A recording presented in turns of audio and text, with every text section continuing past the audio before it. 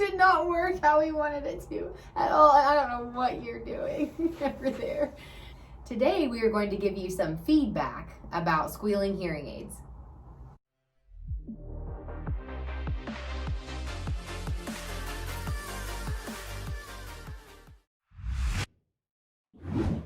Hi everybody, I'm Dr. Michael Squires. And I'm Dr. Carly Squires. This is Dr. Squires Squared. This is a channel where we have candid and casual conversations about anything and everything audiology. That's right, and if you're not sure what audiology is, make sure to like and subscribe to the channel, hit our notifications bell. That too. And we'll tell you all about it. All right, so we've all heard it, that annoying squealing from hearing aids. Maybe you're sitting at church and someone's hearing aid starts squealing, or you see someone up there messing with it, or maybe you go to hug somebody at a family gathering and their hearing aid starts squealing. So what is that? That's called feedback. That is not necessarily a bad thing with hearing aids. It's actually can happen naturally, and we're going to talk about what that is, but we want to dive into what is feedback, what causes it, and what we can do about it, and why it's happening. So the first thing to remember about feedback and about hearing aids in general is that, what we're talking about is an amplification system. Regardless of how that amplification is tailored for the patient, it's amplification. So just like when somebody takes a microphone and puts it beside an amplifier and you get that squeal, right? We've all heard that in our high school plays or whatever it might be. Any type of system like that, amplification system, can lend itself to feedback. So there's a couple reasons why we would get feedback. One of the reasons why feedback is common with hearing aids is because the microphones of the hearing aids are actually relatively close to the receiver or the loudspeaker. So just like taking that microphone and moving it closer to an amplifier, the closer your microphones are to your receiver, the more likely it is that you're going to get some feedback if the hearing aid's not fit really, really well. Right, and it's important to remember that the more hearing loss that someone has, the more chance that you're going to have that feedback. And that's just because simply you're putting more power through the system. And so with someone who has more of a severe hearing loss, you might see that happen more likely if, again, like Michael said, if it's not an appropriate fit. And I want to talk a little bit about that point, because a poor fit or something that's not fit, to create a good seal can happen a number of ways.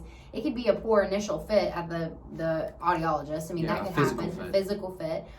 Or maybe it was fitting really well in the office, you weren't getting feedback, and then you go home and you're not putting it in correctly. It's not making a nice seal on the ear canal, and the fit is wrong. And so that's going to cause some feedback. Sure.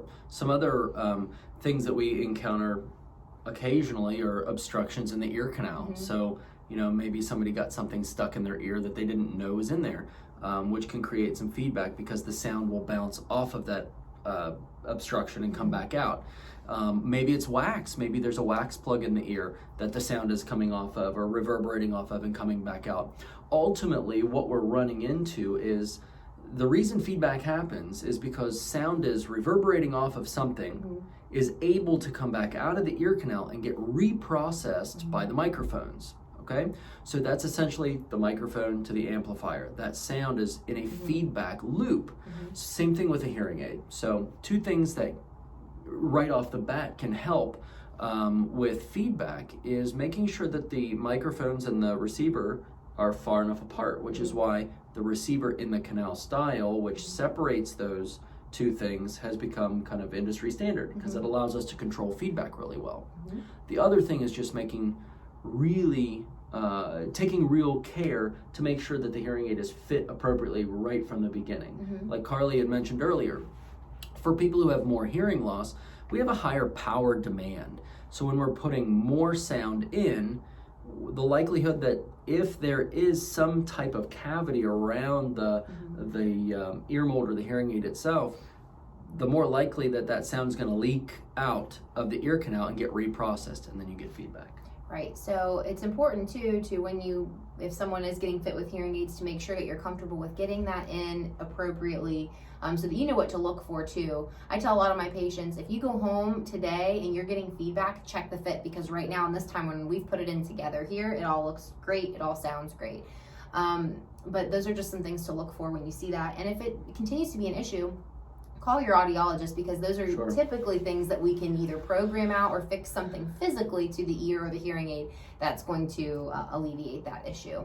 So let's take a minute and talk about when feedback can be a good thing or a useful thing. Right. So a lot of people will use the sound of feedback to actually check if the hearing aids are working. So if a caregiver or loved one or even the patient themselves wants to check if the hearing aid's Right. working, if the hearing aids are on the ears, you can just kind of press your hand against there, and that's going to create that loop, because it's going to come out and just keep amplifying. So you're going to hear a little squeal when you do this. That is normal. That's one way to check that they're on. Another way is you can take the hearing aid out, cup it in your hands, and you're going to hear that squealing, or someone could hear that squealing. It's just a way to kind of verify if they're on and working. Right. It's a really good and useful tool, because if you get a feedback loop when it's cupped in your hand, you know all the parts and pieces are working the way that they're supposed to. Otherwise, you wouldn't get the feedback loop. Right. Okay, so let's recap real quick. Feedback. It's what happens when the hearing aid reprocesses the sound that came out in the beginning. Right. Couple things can cause feedback. Yep.